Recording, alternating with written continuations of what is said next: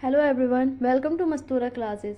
आज हम इस वीडियो में कवर करेंगे एनसीईआरटी 9 क्लास की ज्योग्राफी का सेकंड चैप्टर, जो कि है भारत का भौतिक स्वरूप। इसमें हम देखेंगे कि भारत का जो भौतिक स्वरूप है, यानी कि भारत की जो भौतिक स्थिति है, वो किस प्रकार की है।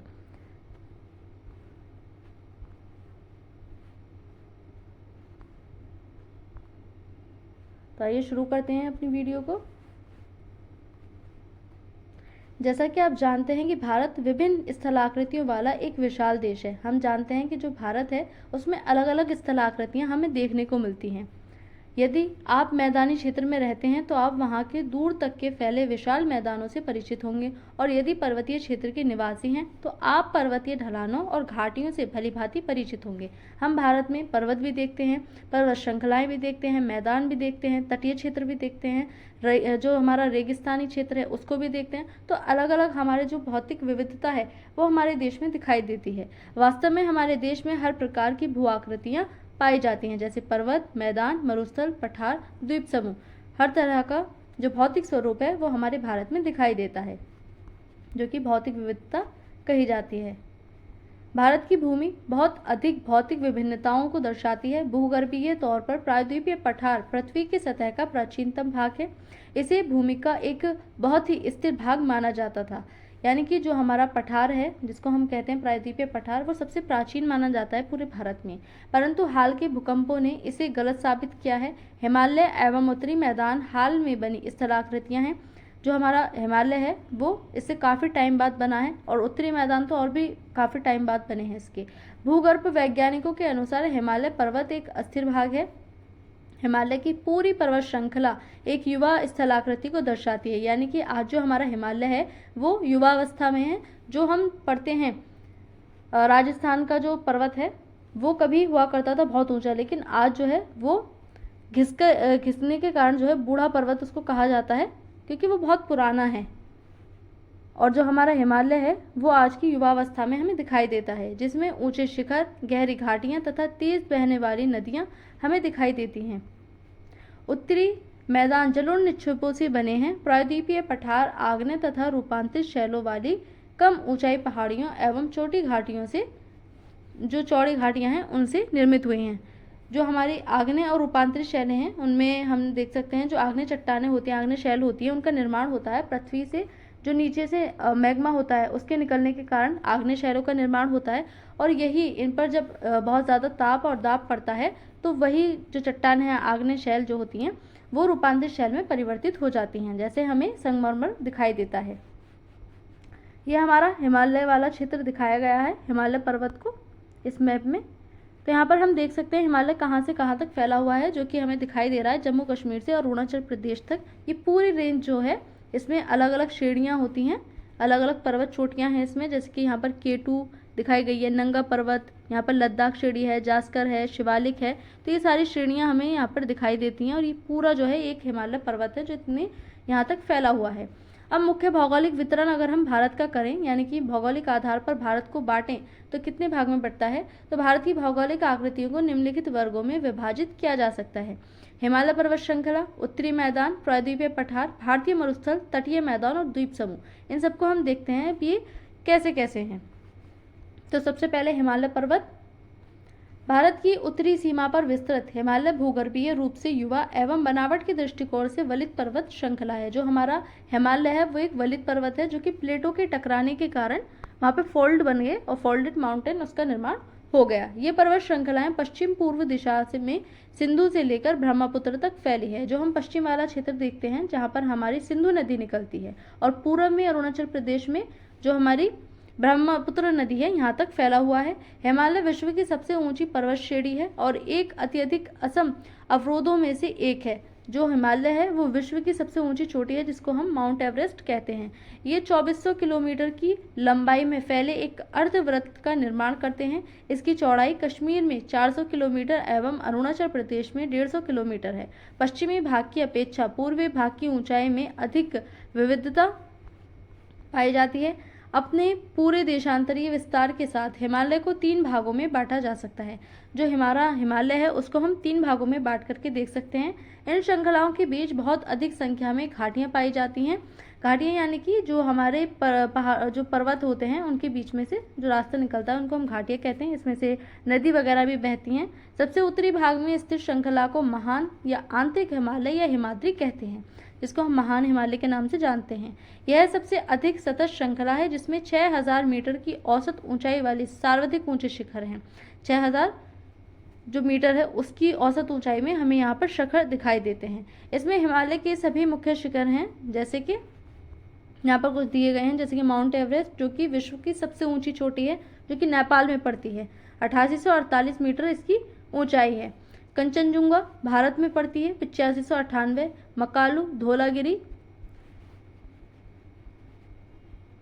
नंगा पर्वत, अन्नपूर्णा, नंदा देवी, कामेट, नामचा बारुआ, गुरुला, मंदाता, तो ये कुछ चोटियां हैं इसकी जो हमारे महान हिमालय में पड़ती हैं। महान हिमालय के वलय की प्रकृति असममित है। हिमालय के इस भाग का क्रोड ग्रेनाइट का बना है, जो हमारा ग्रेनाइट है उससे इसका निर्माण हुआ है। यह श्रृंखला हमेशा बर्फ से ढकी रहती है, क्योंकि यहाँ पर जो टेम्परेचर है वो काफ़ी कम होता है, जिसके कारण यहाँ बर्फ से ये ढकी हुई रहती है तथा इससे बहुत सी हिमानियों का प्रवाह होता है। हिमानियों यानी कि जो इससे पिघलकर जो इस पर बर्फ जमा रहता है उसके पिघलने के कारण नदियों का निर्माण होता है। हिमाद्री के दक्षिण में स्थित श्रृंखला सबसे अधिक असम है एवं हिमाचल या निम्न हिमालय के नाम से जानी जाती है। इन श्रृंखलाओं का निर्माण मुख्यतः अधिक संपीड़ित तथा परिवर्तित शैलों से हुआ है।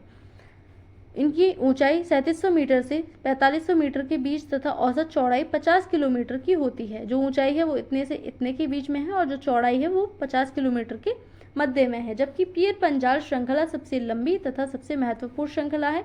धौलाधर एवं महाभारत श्रृंखलाएं भी महत्वपूर्ण हैं। इसी श्रृंखला में कश्मीर की घाटी तथा हिमाचल के कांगड़ा एवं कुल्लू की घाटियां स्थित हैं। जो हमारा कुल्लू मनाली हम देखते हैं वो भी इसी घाटी में स्थित है। इस क्षेत्र को पहाड़ी नगरों के लिए जाना जाता है, क्योंकि ये पहाड़ पर बसे हुए नगर हैं, तो इनको पहाड़ी नगरों के नाम से जानते हैं। यहाँ पर हिमालय की सबसे बाहरी श्रृंखला को शिवालिक कहा जाता है। इनकी चौड़ाई 10 से 50 किलोमीटर तथा ऊंचाई इसकी 900 से 1100 मीटर के बीच में है। ये श्रृंखलाएं उत्तर में स्थित मुख्य हिमालय की श्रृंखलाओं से नदियों द्वारा लाई गई असंपीड़ित अवसादों से बनी हैं। जो नदियां हैं वो अपने साथ अवशेष बहा करके लाती हैं, जिसके कारण इनका निर्माण होता है। ये घाटियां बजरी तथा जलोढ़ की मोटी परत से ढकी हुई हैं। निम्न हिमाचल तथा शिवालिक के बीच में स्थित लंबवत घाटी के दून के नाम से जाना जाता है और इसी के नाम पर कई सारे नगरों के नाम हैं, जैसे कि देहरादून, कोटली दून, पाटली दून, तो इनके नाम पर ही जो है नगरों के नाम रख दिए गए हैं। तो यहाँ पर अगर हम देखें अलग अलग जो हमारी भू आकृतियाँ हैं यहाँ पर दिखाई गई हैं। 1200 से ऊपर की जो मीटर की ऊंचाई है, यानी कि पर्वत वाला क्षेत्र हम यहाँ पर देख सकते हैं डार्क कलर में। तो ये जो है हमारा हिमालय वाला क्षेत्र है। यहाँ पर हमें अलग अलग श्रेणियाँ दिखाई दे रही हैं। इस प्रकार से हम हिमालय को बांट करके पढ़ते हैं। यहाँ पर हमें जो है पठार वाला क्षेत्र, मैदान वाला और श्रेणियाँ दिखाई गई हैं। ये पूरा मैप है भौतिक स्वरूप को देखते हुए भारत का। यहाँ पर हिमालय पर्वत दिखाया गया है, यह हमारा हिमालय पर्वत। तो इस उत्तर दक्षिण के अतिरिक्त हिमालय को पश्चिम से पूर्व तक जो है स्थित क्षेत्रों के आधार पर भी विभाजित किया जाता है। अभी हमने उत्तर से जो दक्षिण वाला क्षेत्र है उसके आधार पर हिमालय को बांटा, पूर्व और पश्चिम की दिशा में भी इसको बांट करके पढ़ते हैं। इन वर्गीकरणों को नदी घाटियों की सीमाओं के आधार पर किया गया है। उदाहरण के लिए सतलुज एवं सिंधु के बीच स्थित हिमालय के भाग को पंजाब हिमालय के नाम से जाना जाता है। जो नदियां हैं उनके आधार पर इनको बांटा गया है और उसी के आधार पर नाम वगैरह दिए गए हैं। तो जो हमारा सतलुज और सिंधु वाला क्षेत्र है जो कि पश्चिम में पड़ता है, इसको हमने पंजाब हिमालय का नाम दिया, लेकिन पश्चिम से पूर्व तक क्रमशः इसे कश्मीर तथा हिमाचल हिमालय के नाम से भी जाना जाता है। सतलुज तथा काली नदियों के बीच स्थित हिमालय के भाग को कुमाऊं हिमालय के नाम से भी जाना जाता है। काली तथा तिस्ता नदियां नेपाल हिमालय का एवं तिस्ता तथा दिहांग नदियां असम हिमालय का सीमांकन करती हैं। हिमालय के कुछ क्षेत्रीय नाम जो है इसमें हमें पता करने हैं। जैसे कि हम देखते हैं हिमालय के बांटकर उसको पढ़ा जाता है। ब्रह्मपुत्र हिमालय की सबसे पूर्वी सीमा बनाती है। जो हमारा ब्रह्मपुत्र नदियाँ है वो पूर्वी जो हमारा पूर्व वाला हिस्सा है यहाँ पर हिमालय की सबसे पूर्वी सीमा बनाती है। दिहांग महाखट गार्ज के बाद हिमालय दक्षिण की ओर एक तीखा मोड़ बनाते हुए भारत की पूर्वी सीमा के साथ फैल जाता है। इन्हें पूर्वांचल या पूर्वी पहाड़ियों तथा पर्वत श्रृंखलाओं के नाम से जाना जाता है। ये पहाड़ियाँ उत्तर पूर्वी राज्यों से होकर गुजरती हैं तथा मजबूत बलुआ पत्थरों जो अवसादी शैल हैं से बनी हैं। ये घने जंगलों से ढकी हैं तथा अधिकतर समानांतर श्रृंखलाओं एवं घाटियों के रूप में फैली हैं। पूर्वांचल में पटकाई, नागा, मिजो तथा मणिपुर पहाड़ियाँ शामिल हैं। तो इसमें कुछ पहाड़ियाँ हैं जो इनमें शामिल होती हैं। तो ये देखा हमने हिमालय वाला क्षेत्र। अगर हम बात करें उत्तरी मैदान की, यानी कि मैदानों की, तो उत्तरी मैदान 3 प्रमुख नदियों प्रणालियों जैसे सिंधु, गंगा एवं ब्रह्मपुत्र तथा इनकी जो है सहायक नदियाँ जो छोटी छोटी नदियाँ आकर के इन बड़ी नदियों में आकर के मिल जाती हैं और इन बड़ी नदियों का निर्माण करती हैं, तो उनको हम सहायक नदियाँ कहते हैं। इनके कारण जो है इस मैदान का निर्माण होता है। यह मैदान जलोढ़ मृदा से बना है। लाखों वर्षों में हिमालय के गिरिपाद में स्थित बहुत बड़े बेसिन द्रोणी में जलोढ़ों का निक्षेप हुआ, जिससे इस उपजाऊ मैदान का निर्माण हुआ। ये जो मैदान आज हम देखते हैं, इनका निर्माण साल 2 साल में नहीं हो गया, इनको हजारों साल लगे जब जाकर के इनका निर्माण हुआ है। इसका विस्तार 7 लाख वर्ग किलोमीटर के क्षेत्र पर है। यह मैदान लगभग 2400 किलोमीटर लंबा एवं 240 से 320 किलोमीटर चौड़ाई के मध्य में फैला हुआ है। यह है उत्तरी मैदान।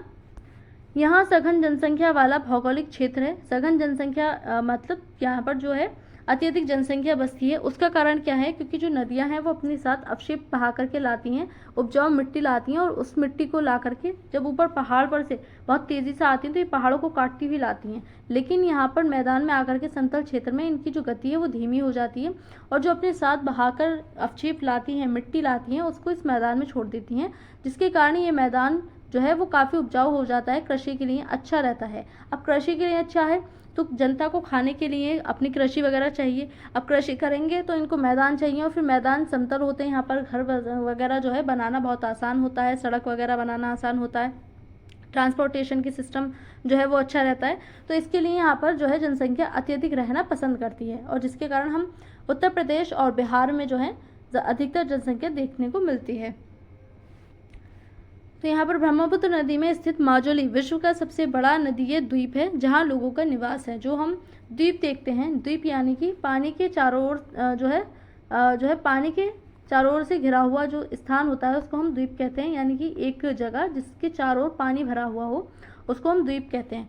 और ये ब्रह्मपुत्र जो नदी है उसमें ऐसा द्वीप है जहाँ विश्व का सबसे बड़ा नदी द्वीप है, यानी कि नदी के अंदर बनने वाला द्वीप, और यहाँ पर लोगों का निवास होता है।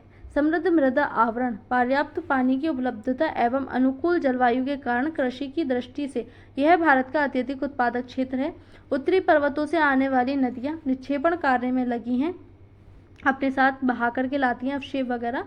नदी के निचले भागों में ढाल कम होने के कारण नदी की गति कम हो जाती है, जिसके परिणाम स्वरूप नदीय द्वीपों का निर्माण होता है, क्योंकि जो नदियाँ अपने साथ लाती हैं धीमी गति होने के कारण वहीं पर फैला देती हैं।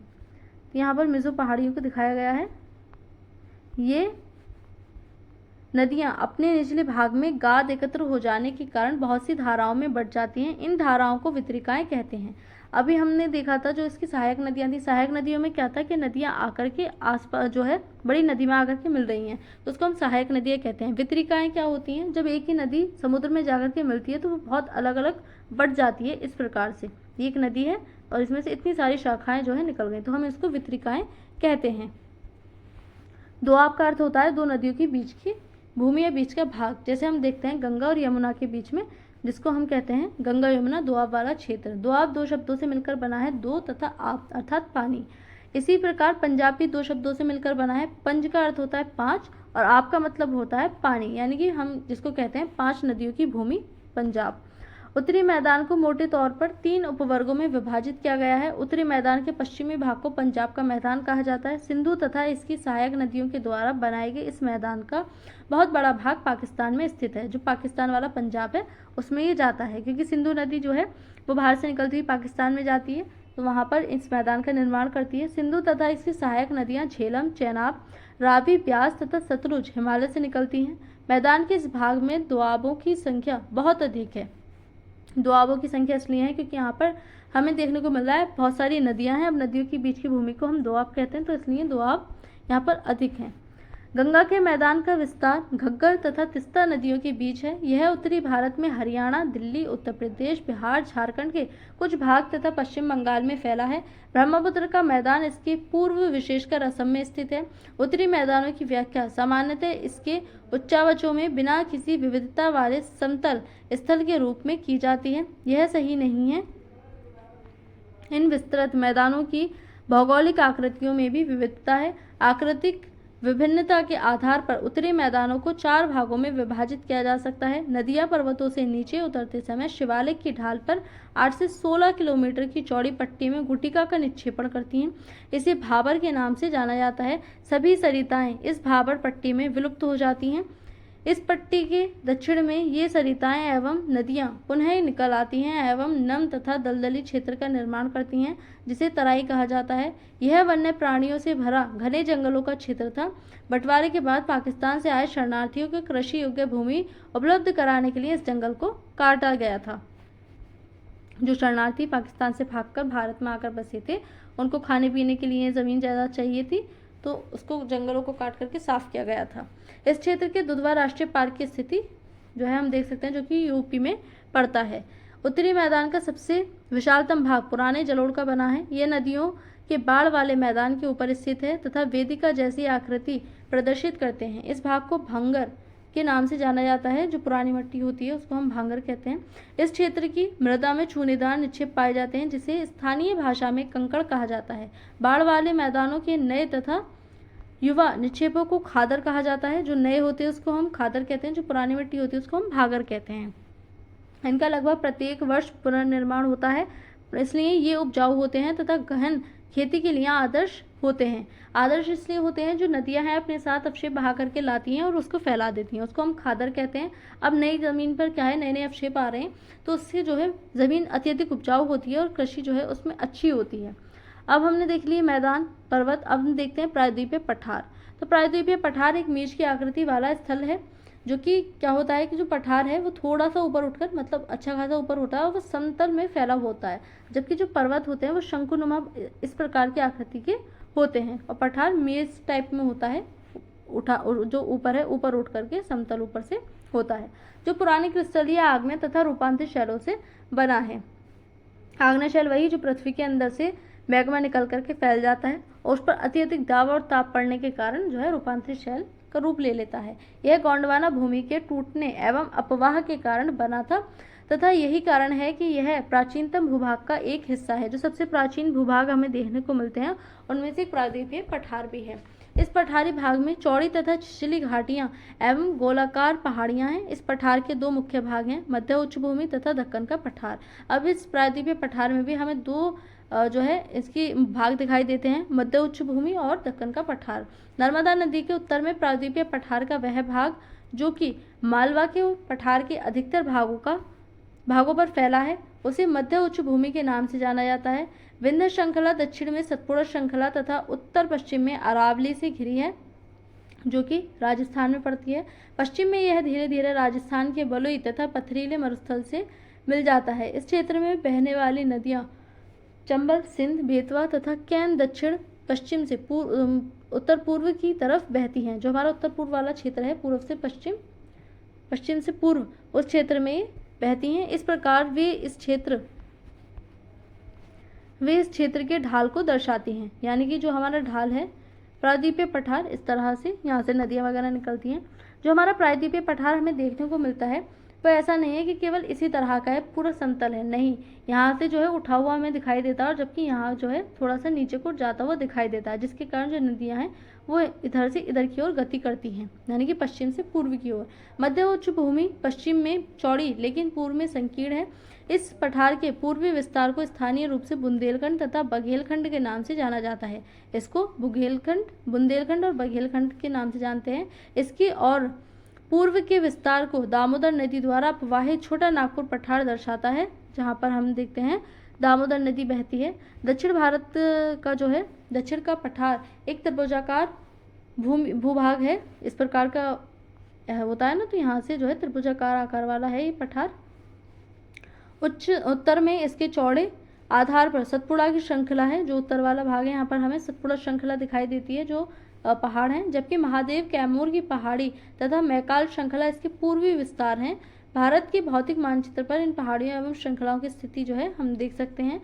दक्षिण का पठार पश्चिम में ऊंचा एवं पूर्व की ओर कम ढाल वाला है।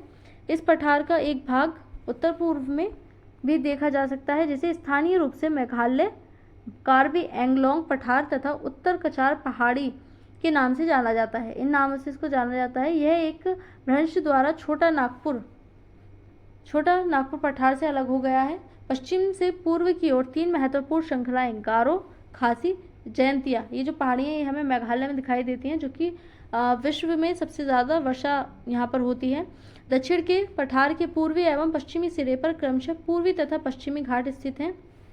यहाँ पर हमें पश्चिमी घाट दिखाई देता है, यहाँ पर हमें पूर्वी घाट दिखाई देता है। पश्चिमी घाट जो है पश्चिमी तट के समानांतर स्थित है। वे सतत हैं तथा उन्हें केवल दर्रों के द्वारा ही पार किया जा सकता है। भारत के भौतिक मानचित्र में जो है थाल घाट, भोर घाट, पाल घाट की स्थिति हम देख सकते हैं। ये सारे घाट इधर पड़ते हैं। पश्चिमी घाट पूर्वी घाट की अपेक्षा ऊंचे हैं। जो हमारा पश्चिमी घाट है वो इधर से उठा हुआ है, यहाँ पर थोड़ा सा नीचे को दबा हुआ है। पूर्वी घाट की 600 मीटर की औसत ऊंचाई की तुलना में पश्चिमी घाट की ऊंचाई जो है वो 900 से 1600 मीटर की है। पूर्वी घाट का विस्तार महानदी घाटी से दक्षिण में नीलगिरी तक है। पूर्वी घाट का विस्तार सतत नहीं है, ये अनियमित है एवं बंगाल की खाड़ी में गिरने वाली नदियों ने इनको काट दिया है। पश्चिमी घाट में पर्वतीय वर्षा होती है।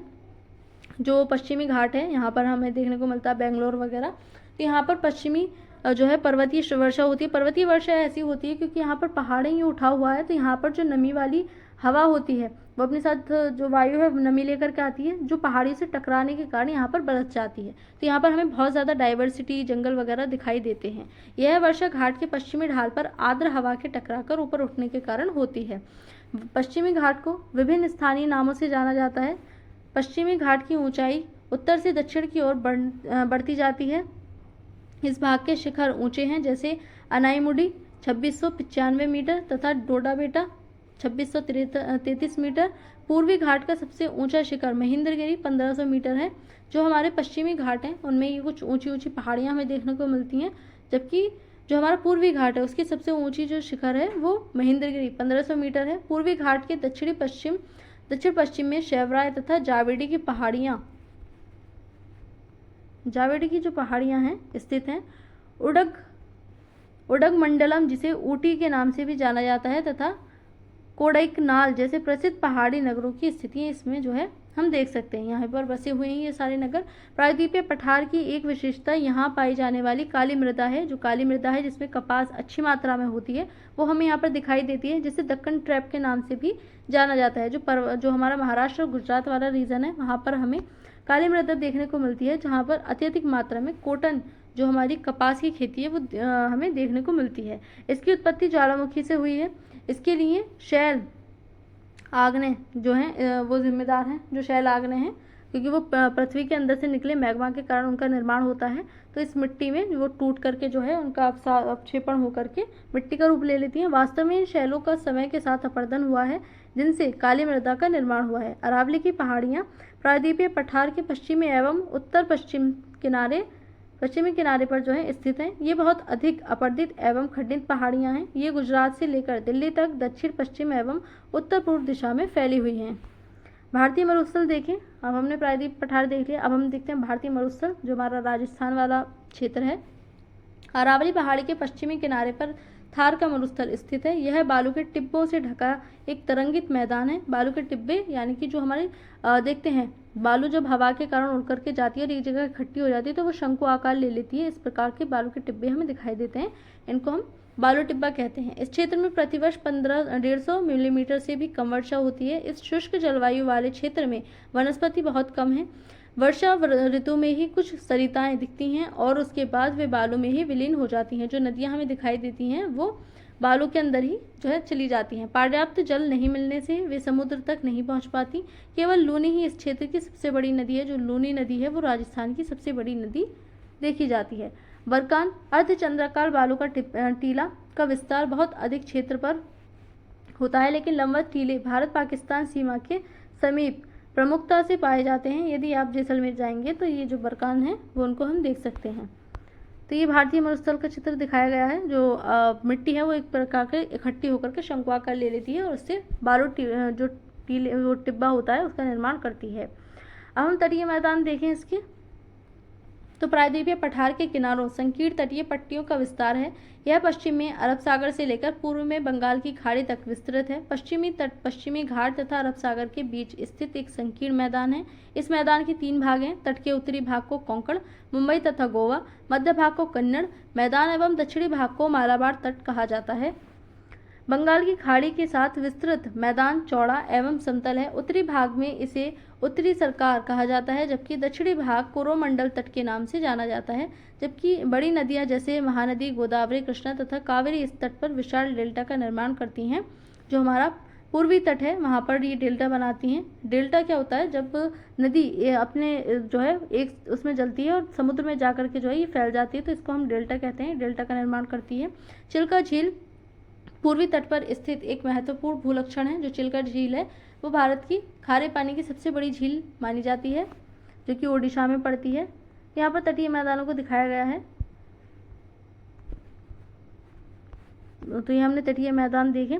चिल्का झील भारत की खारे पानी की सबसे बड़ी झील है। यह ओडिशा में महानदी डेल्टा के दक्षिण में स्थित है। हम द्वीप समूह की बात करें, जो भारत में द्वीप समूह है, तो भारत का मुख्य स्थल भाग अत्यधिक विशाल है। इसके अतिरिक्त भारत में 2 द्वीप समूह भी हमें दिखाई देते हैं, जो कि हैं अंडमान निकोबार द्वीप समूह और लक्षद्वीप समूह। तो भारत में द्वीप समूह भी हैं, जैसे कि यहाँ पर चित्र में दिखाया गया है। एक द्वीप जो है पानी से चारों ओर से घिरा होता है, इसको हम द्वीप कहते हैं। केरल के मालाबार तट के पास स्थित लक्षद्वीप की स्थिति जो है हम देख सकते हैं। द्वीपों का यह समूह छोटे प्रवाल द्वीपों से बना है। जो हमारा लक्षद्वीप है वो प्रवाल द्वीप के कारण बना है, प्रवालों से इसका निर्माण हुआ है। पहले इनको लकाद्वीप, मिनिकॉय तथा एमिनी द्वीप के नाम से जाना जाता था। 1973 में इनका नाम लक्षद्वीप रखा गया। यह 32 वर्ग किलोमीटर के छोटे से क्षेत्र में फैला है। कवारत्ती द्वीप लक्षद्वीप का प्रशासनिक मुख्यालय है। जो कवारत्ती है वो इसकी राजधानी है। इस द्वीप समूह पर पादप तथा जंतु के बहुत से प्रकार पाए जाते हैं। यहाँ भी अच्छी मात्रा में हमें डाइवर्सिटी, जो विविधता है, वो देखने को मिलती है। पिटली द्वीप, जहाँ मनुष्य का निवास नहीं है, वहाँ एक पक्षी अभयारण्य है। यानी कि पिटली द्वीप है जहाँ पर मनुष्य नहीं रहते हैं, लेकिन वहाँ पर पक्षी अभयारण्य बनाया गया है। अब बंगाल की खाड़ी में उत्तर से दक्षिण की तरफ फैले द्वीपों की श्रृंखला की ओर जो है हम देख सकते हैं। ये अंडमान एवं निकोबार द्वीप हैं। यह द्वीप समूह आकार में बड़े संख्या में बहुल तथा बिखरे हुए हैं, यानी कि छोटे छोटे द्वीप में जो है ये बटे हुए हैं। ऐसा नहीं है कि पूरी एक ही ज़मीन पर बने हैं। इस तरह से जो है इनका निर्माण हुआ हुआ है अलग अलग। यह द्वीप समूह मुख्यतः 2 भागों में बांटा गया है, जिससे उत्तर की तरफ जो होते हैं, जो उत्तर की तरफ हमारा द्वीप है उसको हम अंडमान कहते हैं, दक्षिण की तरफ निकोबार, इसलिए हम इसको पूरे को अंडमान निकोबार कहते हैं। यह माना जाता है कि यह द्वीप समूह निमज्जित पर्वत श्रेणियों के शिखर हैं। यह द्वीप समूह देश की सुरक्षा के लिए बहुत महत्वपूर्ण है। ये यहाँ पर प्रवाल के बारे में बताया गया है, जिससे लक्षद्वीप का निर्माण हुआ है। प्रवाल पॉलिप्स कम समय तक जीवित रहने वाले सूक्ष्म प्राणी हैं, जो एक प्रकार के जीव हैं, जो कि समूह में रहते हैं। एक पूरा ग्रुप बना करके जो प्रवाल हैं वो साथ में रहते हैं। इनका विकास छिछले तथा गर्म जल में होता है। इनके कैल्शियम कार्बोनेट का स्राव होता है, जो इनकी ऊपर की स्किन होती है उसमें कैल्शियम कार्बोनेट का स्राव होता है। प्रवाल स्राव एवं प्रवाल अस्थियाँ टीले के रूप में निक्षेपित हो जाती हैं। जब ये मर जाते हैं तो इनकी जो स्किन होती है एक तरह से जो कैल्शियम कार्बोनेट बनाती है वो ऊपर आ जाती है। ये मुख्यतः 3 प्रकार के होते हैं: प्रवाल रोधिका, तटीय प्रवाल भित्ति तथा प्रवाल वलय द्वीप। ऑस्ट्रेलिया का ग्रेट बैरियर रीफ प्रवाल रोधिका का अच्छा उदाहरण है। प्रवाल वलय द्वीप गोलाकार या हार्स शू आकार वाले रोधिका का निर्माण होते हैं। तो इस प्रकार से जो है लक्षद्वीप का निर्माण करते हैं प्रवाल। इन द्वीपों समूह में पाए जाने वाले पादप एवं जंतु में बहुत अधिक विविधता है। ये द्वीप विषुवत वृत्त के समीप स्थित हैं एवं यहाँ की जलवायु विषुवतीय है तथा यह घने जंगलों से आच्छादित है। भारत एकमात्र सक्रिय ज्वालामुखी अंडमान तथा निकोबार द्वीप समूह के बैरन द्वीप पर स्थित है। सक्रिय ज्वालामुखी उनको कहते हैं जिनमें जो है विस्फोट होते रहते हैं। तो वो एकमात्र हमें कहाँ दिखाई देती है? अंडमान और निकोबार में। विभिन्न भू आकृतिक विभागों का विस्तृत विवरण प्रत्येक विभाग की विशेषताएं स्पष्ट करता है, परंतु यह स्पष्ट है कि यह विभाग एक दूसरे के पूरक हैं और वे देश को प्राकृतिक संसाधनों में समृद्ध बनाते हैं। उत्तरी पर्वत एवं वनों के प्रमुख होते हैं। उत्तरी मैदान देश के अन्य भंडार हैं, इनसे प्राचीन सभ्यताओं के विकास को आधार मिला। पठारी भाग खनिजों के भंडार हैं, जिसने देश के औद्योगिकरण में विशेष भूमिका निभाई है। तटीय क्षेत्र मत्स्यन और पोत संबंधी क्रियाकलापों के लिए उपयुक्त स्थान हैं। इस प्रकार देश की विविधता भौतिक आकृतियां भविष्य में विकास की अनेक संभावनाएं प्रदान करती हैं। जो भौतिक विविधताएं हमें देखने को मिलती हैं, वो सबको अलग अलग रोजगार और भविष्य में विकास की संभावनाएं जारी करती हैं। तो इसमें हमने देखा भारत के भौतिक स्वरूप को। आज की इस वीडियो में इतना ही। Thank you.